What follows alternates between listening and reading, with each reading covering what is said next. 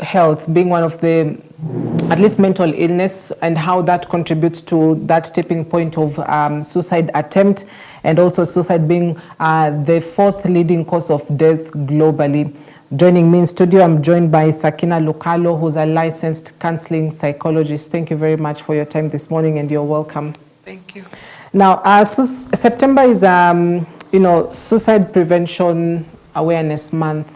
Essentially, people getting together to sort of destigmatize and talk about it more and ask people to open up, and that goes in line with the theme of this year. So if we can start at that point on just the importance of this month to be celebrated by every single person.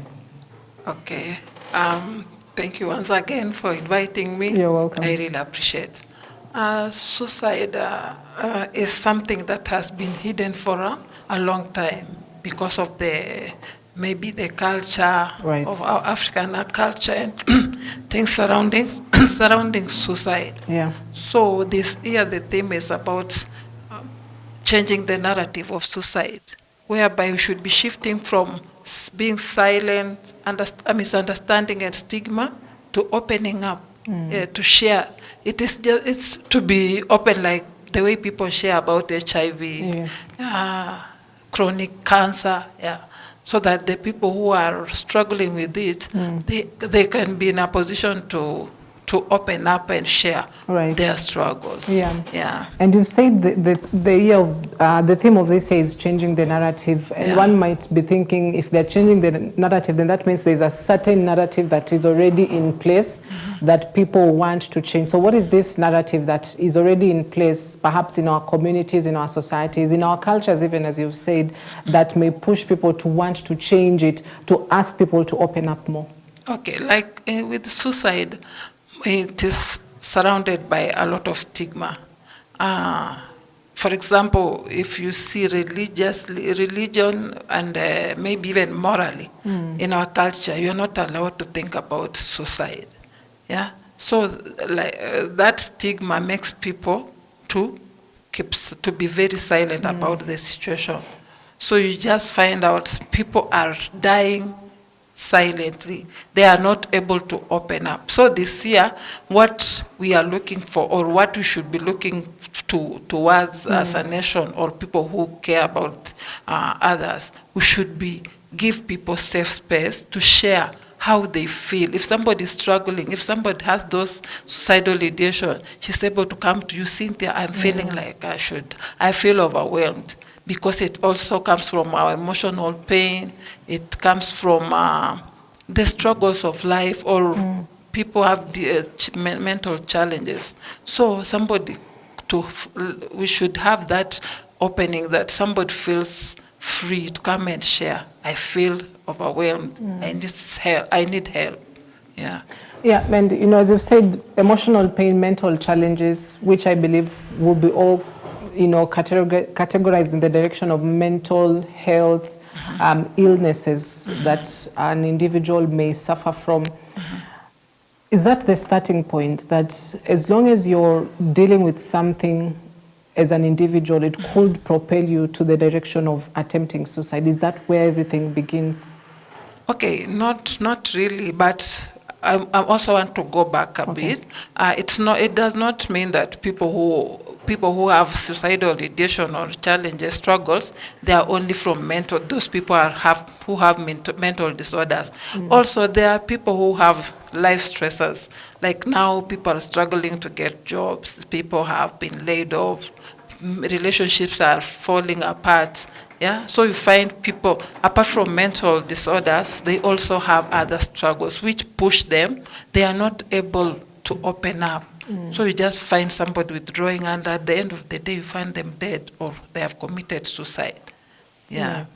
Right. So this life stressors, obviously, as it will happen with life, it gets to a point, something, tragic happens in life. True. You lose your job, you lose a family member, you lose something very close to you. And, how should we prepare? Is it possible to even prepare for life stressors at all, so that we don't get to a point where we feel overwhelmed, we feel like there's no other way out other than this? Is it possible for a human being to prepare for bad news, for lack of a better word? Yeah, there is. Okay, you might not know what is coming tomorrow. I might not know that I'm getting an accident tomorrow. Right. But you know, when we are aware, or let me use the common instances whereby somebody goes to the hospital, she walks or he walks to the hospital, and they are diagnosed and they are told you are at stage 3 cancer. Right. You see, if we prepare somebody, let people be aware what are the triggers or what are the factors that make somebody to commit suicide. Yeah. So we should have that knowledge. Even if you don't have that specific tragedy in your mind, or maybe an incident may happen, Right. but have that clue that this, if I feel like this, if I feel emotionally drained, if I feel extreme emotional pain, I should seek help. Yeah. Right. And, with suicide, the unfortunate bit is that it has been stigmatized. True. If somebody actually, fails to go through with it, the whole society sort of looks at them with harsh eyes and judgmental eyes.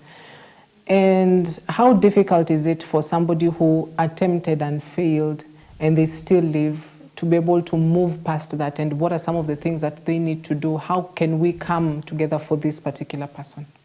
Okay, first of all, you should stop stigmatizing and condemning people, because mostly when somebody comes to you, even if it's in a church setting or maybe a family, they look at you as a disgrace. You lack faith, you are not strong.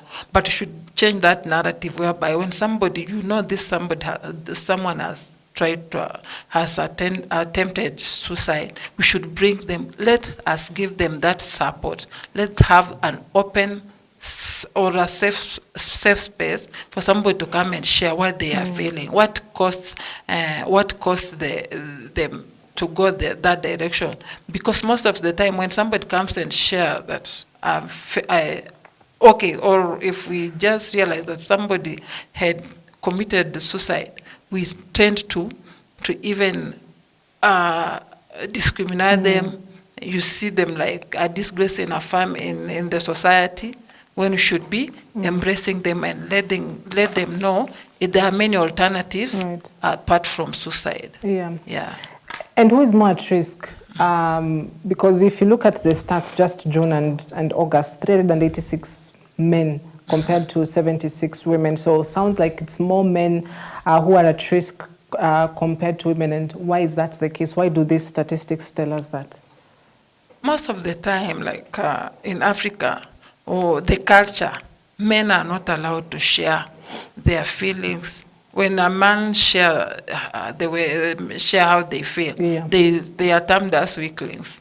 You should be strong. So they come with that thought, I have to be strong. And somebody is trying, he becomes strong outside. He wants to be strong for the family, for the siblings, but inside they are dying. So we should be should have embraced that men are human beings. They should express how they feel. Yeah, they should not be seen as people who are emotionless. Yeah, they have emotions. They have pain like every other human being. Yeah. And with men, as you've said, there's that sort of notion in the society that you need to be strong. You're not allowed to be weak. Man up and deal with these problems this way. And how different is it, especially if a man attempts to commit suicide and fails? Because I can imagine people think you should be strong. So what happens when you fail to go through it? How harsh is it for a man compared to a woman? For women, culture or the society tends to understand. Women are weak vessels. But for men, when you tell somebody, I tried to commit suicide, you'll be condemned. And also it increases the stigma, because you find there are many, they think a man should always have an alternative or a plan B, and that should not be the solution. So men will always be at the receiving end, and they'll be seen like They are not supposed to. That's why we are saying they should open up to be free if they feel emotionally overwhelmed, because mostly suicide comes from extremely emotional overwhelm. So they should be given that space. It is okay not to be okay. It's okay not to feel all right. It's okay to share what is going through your mind. Yeah. Yeah. Yeah. And with the health system that we have in the country currently, you know, let's talk about the accessibility of mental health help or mental health. I'd say maybe practitioners such as you, people that we can go to and talk to. Does the health system, has it been structured in such a way that it's easy for me to walk into a hospital and I'll get a department of a counseling psychologist, and also the affordability of it? Because I think that's one of the biggest challenges. People feel, I'm not able to afford this, maybe for consultation, I'm not able to afford this, it's not being covered. We know there are plans to have it covered under this social health insurance fund, but that is something that we've not really been able to see the utilization aspect of it. But is it easy for me to go to a hospital and get access to a mental health practitioner?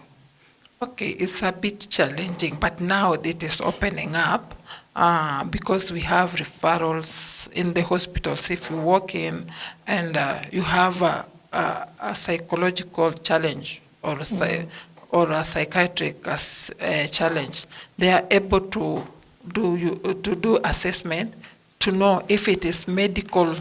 They'll take care of, or they take care of your psychological needs. Yeah, but though it is not that open, like, you know, when you're having malaria, you go, you know, I'll go to the dispensary. You have to go to referral hospitals. That is, or even the people who are offering the like Red Cross, people don't have their contacts. So like counselors, we are trying to maybe to give out our number if you are in need and you need counseling, or you have somebody who has a need, we are able to help. Yeah. And it's good that you've mentioned it that way, because as you rightly put it, it's not like just any normal sickness where you know there's a hospital out here, I can go and get help. So it needs some sort of knowledge on where exactly. And that's, I believe, the biggest problem, because most people don't know where. You know. Or, you know, if you're in Machakos, I mean, where do you go? If you're in Bomet, where do you go? And so how should we make this sort of a civic education?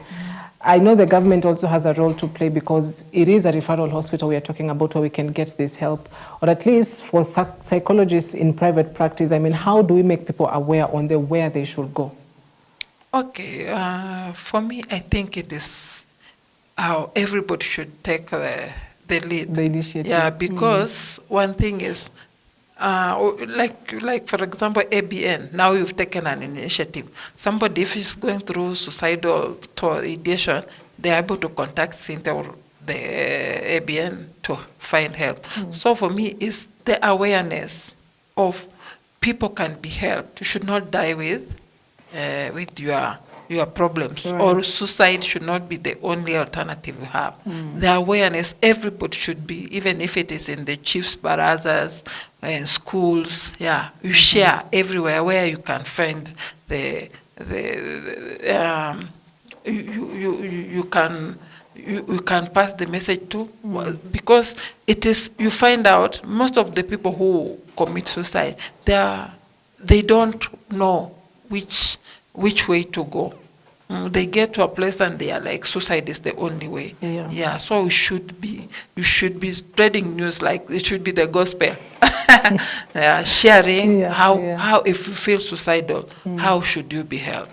And before we get to that suicidal point where an individual wants this, wants to attempt this suicide means, whatever way they choose, are there stages to it before you get to that point? Is there a stage where you're feeling depressed, then you're moving to where you're lonely, you're disassociating yourself? Is there stages to it before they can get to that tipping point? Yeah. Because one thing, when you start feeling like suicidal, it's not something that you just feel today and commit it. mostly people who are suicidal, you start seeing them withdraw. Somebody has been outgoing and they start their behaviors, their emotions, their cognition, their physical. Maybe, for example, somebody was used to share. Now you look at somebody, this person was lively, she was full of life, and all of a sudden you find somebody has changed, is withdrawn. If they are eating, they are reckless. People who used to take care of themselves, and even they go to an extent. They can even share it on social media, or if you are a family member or a friend, they start telling you, they start bidding you by. So there are things, there are stages. Nobody just wakes up today and commits. Even if they commit suicide, it's not that day they have thought of it. It has been going on.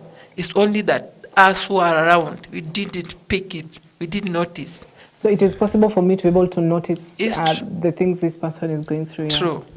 Because, for example, if, for example, you have a colleague, and this colleague has been lively, she was full of life. Then she comes to the office. They are okay. It's not that every time somebody is quiet, they are thinking of suicide, but you are able to see a trend which has really changed.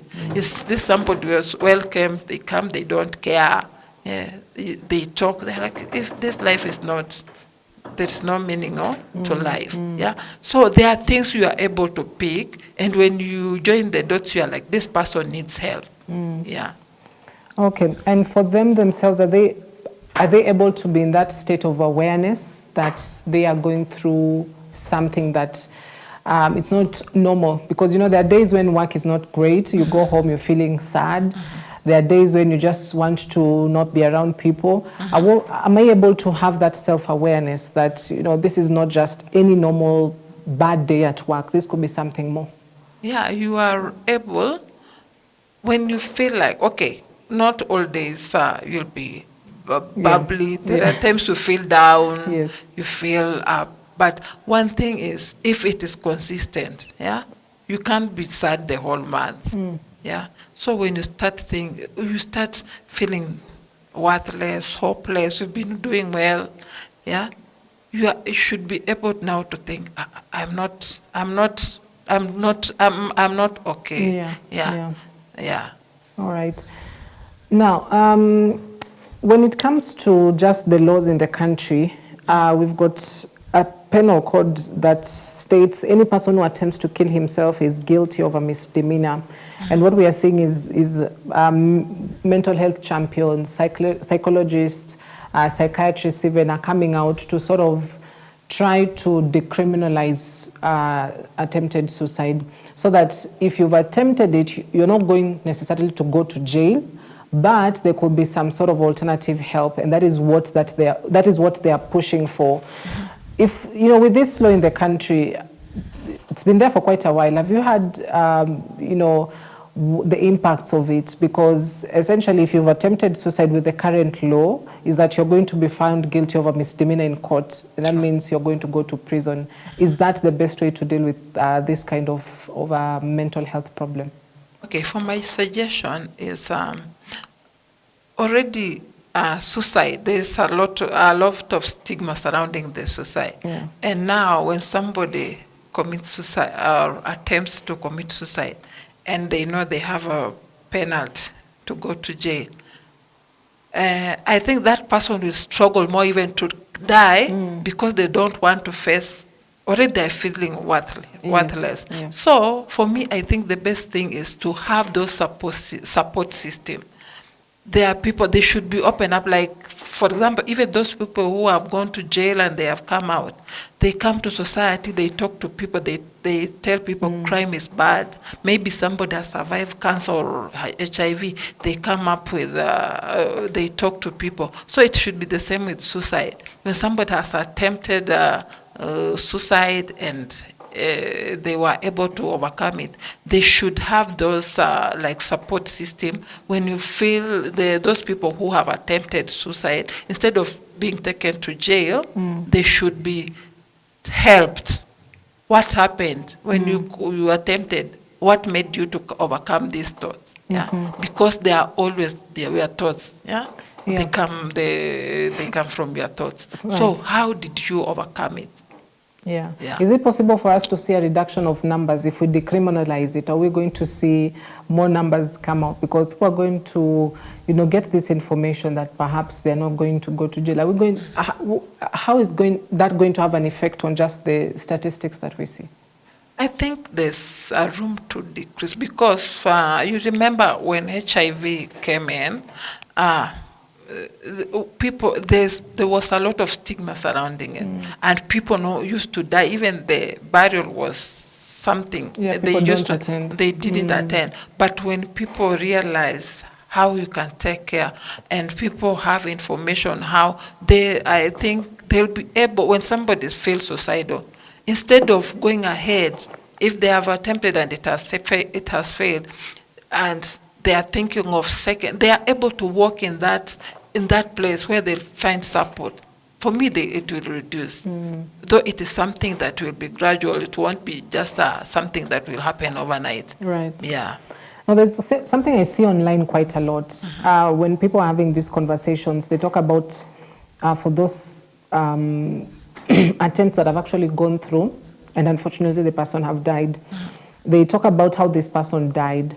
There are some who would, take perhaps rat and rat. There are some who would go the rope way. There are some who would, go the gun way or a different way. Does it matter how this person died? Does it give a reflection of the sort of person that they were? Yeah, because, and also the exposure. Okay. For that person who is able to shoot himself, they have been using that gun, like for police. We've had cases whereby police have used their guns too. So it talks more about that person. Yeah. And how different is it compared to somebody who goes the rope way, or somebody chooses a faster way, some choose a slow way? I mean, how does this reflect on the challenges or the mental health challenges this person was going through? Okay, mostly for me it doesn't matter how the person, the way, because this person feels hopeless and helpless. One thing that is in her mind or in his mind is to take away his life. So it's about how to take. If he feels so overwhelmed, he will opt to something that will finish or kill him faster, compared to maybe somebody still thinking he still have that little hope. Maybe I can change. Let me do it. Maybe somebody can find me on the way. But it depends with the extreme pain the emotional pain somebody's going through. Yeah. Yeah. Now, for persons that have caused a sort of trauma to an individual, and this individual committed suicide and left perhaps a note and said, so and so pushed me to this level, how do they deal with that as well? Because they've also been traumatized, and that guilt of I caused somebody else to take their own life. How should they deal with it so that they also don't find themselves in that situation where they feel like, because they did this, let me also do it? Okay, first of all, when you feel you are the cause of somebody killing themselves, one thing you should accept: the person is already dead, and you cannot change. Yeah, they are already dead. So first of all, you should accept, and also look for help yourself. And sometimes even those people, maybe you have, for example, you have a kid, and for you, maybe you are a single parent, and for you, what you are thinking, let me work and do everything for this kid so that she can live a better life more than me. And in that case, you neglect that child. So this child feels neglected. And there have been cases whereby a child has felt neglected and they have committed suicide. And that makes the mother feel guilt. The guilt, if she feels haunted, or the father, she feels she could have done better than what she did. So the first thing is, it is a process. Yeah. You will be in denial, you'll feel bad, you feel guilt, but you have to get to a point whereby you accept, okay, it has happened and I don't have, there's nothing I can do to bring the person back. And after that, you look for help. Yeah, talk to to people who will not also stigmatize or make you feel bad. Yeah?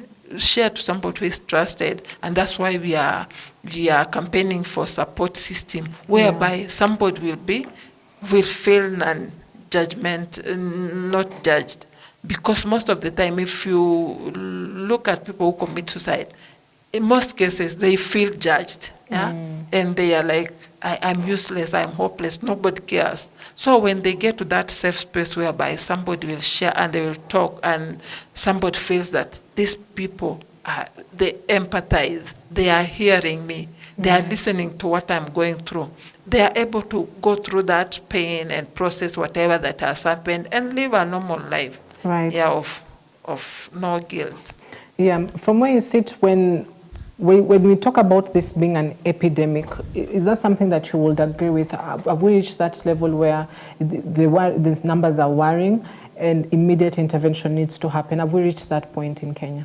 Yeah, it's true, because for me, even a layman, yeah, when you look, every time you watch news, you always see not less than 2 people have committed, or they have, a family has been killed, somebody has committed suicide. Yeah. And so it is it's very alarming, and I think we should take steps, and these steps should begin with us individual, not left for councillors, the nation or the president. No, everybody should take an initiative to make sure that they are helping people to be there for people, support people.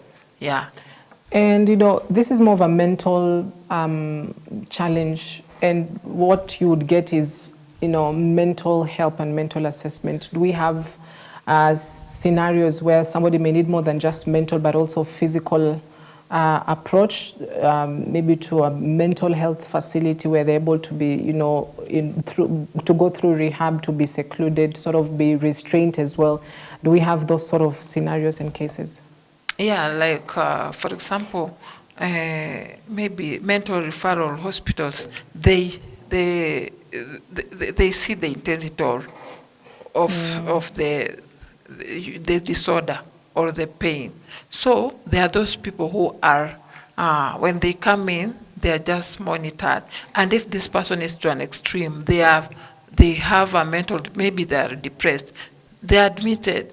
It depends with the situation.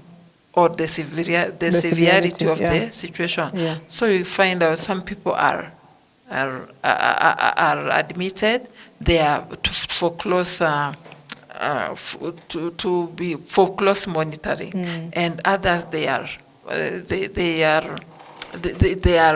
come like outpatient.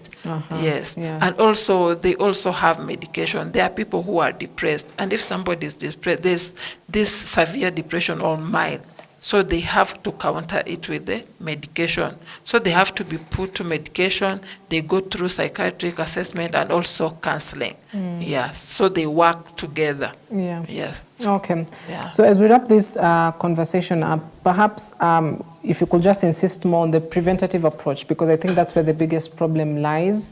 That it happens, we talk about it a little bit in the societies, then we go quiet. True. And so what are some of those long-term preventative approaches that we can make as a society, as an individual even, before we can keep systems to account or have systems accountable? As an individual person, what are some of those preventative approaches I can make, not just for me, but also for somebody close to me? Okay, first of all, you should just embrace that old caring ways, the way you used to take care of. You see somebody, you always look after how are people doing, yeah? Because most of the time you find out that somebody has been going through a situation, and even you noticed, but there you say you just ignored. If you could have reached out and told her or him, how are you feeling? it could have helped. And also, we should stop being judgmental. You know, with suicide, people feel judged, and that's why people will always withdraw or not share whatever they are feeling. So it begins with me and you. Right. And if you see the help, be there for people. And if the person is not improving, look for help. Yeah, you can go to the hospital, especially the referral hospitals. If you know a counselor, if you know a leader. There are also leaders who have the contacts of counselors. They have for mental health. Yeah. So we should reach out individually. Yeah. All right. So as we wrap it up, Sakina, you can probably just give them how they can access you or contact you if somebody is going through a mental health issue where they feel they need to open up and talk about it. How do they get access to you? Okay, thank you, Cynthia. If you want to reach me, you can reach me on my number. My number is 0723 816532. 0723 816532. And you can talk and book a session, and we talk about it. All right. Yeah. Thank you very much, Sakina Lukalo, who's a licensed counseling psychologist. But also to add, we've also got toll-free lines in Kenya where you can go and find help. And this is 1190 on suicide toll number 1190. That is one that you can also get access to, and just make a call, and somebody will be able to help you out as well. Thank you very much for your time this morning. Okay, thank you so much. As we try to just talk more about this preventative and to ensure that people get the help that they need, because we all deserve a happy life, right? Not every day is going to be happy, but there are days where it's going to be a little bit overwhelming. It's okay for you to not be okay and to just open up and speak to somebody. So September, as we wrap it up, is the Suicide Prevention Awareness Month, and I hope that through this session you're going to play a pivotal role as well in ensuring that we decrease these numbers as much as we can in your families, in your churches, in your small social groups, girl groups, boy groups. I'm sure you can come through for somebody. Thank you for watching. Have yourself a wonderful morning ahead. My name is Cynthia Nanjala.